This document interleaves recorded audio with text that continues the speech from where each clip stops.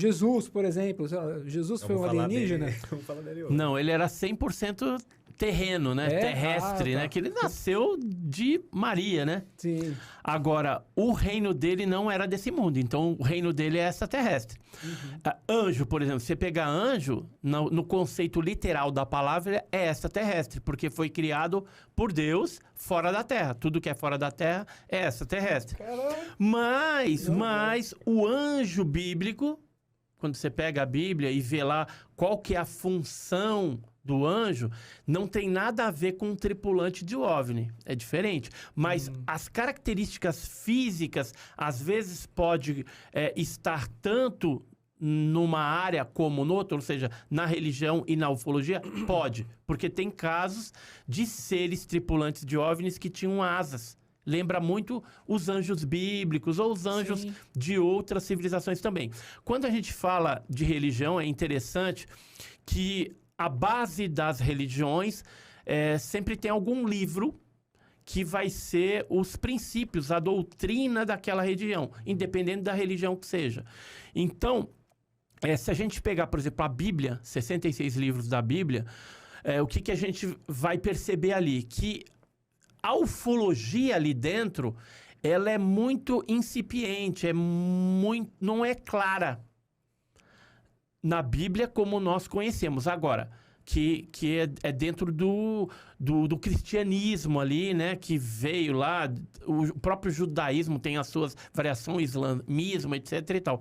Então, o que está ali na Bíblia não está claro, a parte ufológica, mas pode ter alguma coisa? Pode. Né? Algumas coisas assim são estranhas, mas a gente não tem como afirmar com 100% de certeza. Agora, se a gente pegar os livros apócrifos cristãos, vou citar pelo menos, o Enoque, o livro de Enoque, lá tá bem claro que tem seres, que Enoque foi arrebatado. Então, se você pegar dentro de uma ótica ufológica, aquilo ali se encaixaria perfeitamente. Isso falando da Bíblia, né, que é o mais conhecido. Agora, se você for para livros religiosos de outras religiões, por exemplo, o Kandisur tibetano, o Mahabharata, o Ramayana, ali você vai ver claro, muito claro, essa briga do bem com o mal, usando naves e os Vimanas. Mas, então, assim, em outras religiões é muito evidente isso.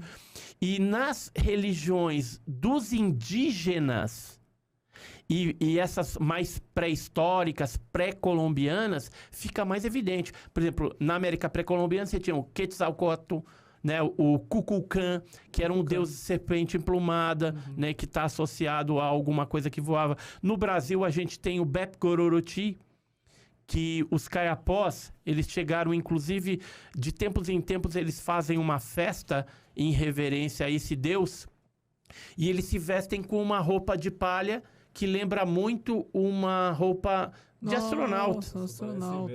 Tá? E esse Bep-Gororoti, eles tinham medo, né, a princípio, os caiapós, só que depois que eles viram ele tomando banho no rio, falou, opa, peraí, ele é igual a nós. Só é branco, com uma barba meia ruiva. Tá limpinho, né? tá limpinho, tá de boa. Meio diferente e tal, mas viu que era gente como eles.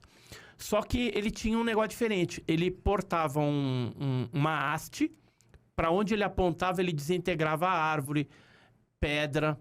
E aí ele ganhou lá, vamos dizer assim... Ele jamais poderia trabalhar numa agência de publicidade ou num escritório que ele ia apontar para as pessoas e falar, você não. E aí ele ganhou assim a moral com o cacique da tribo.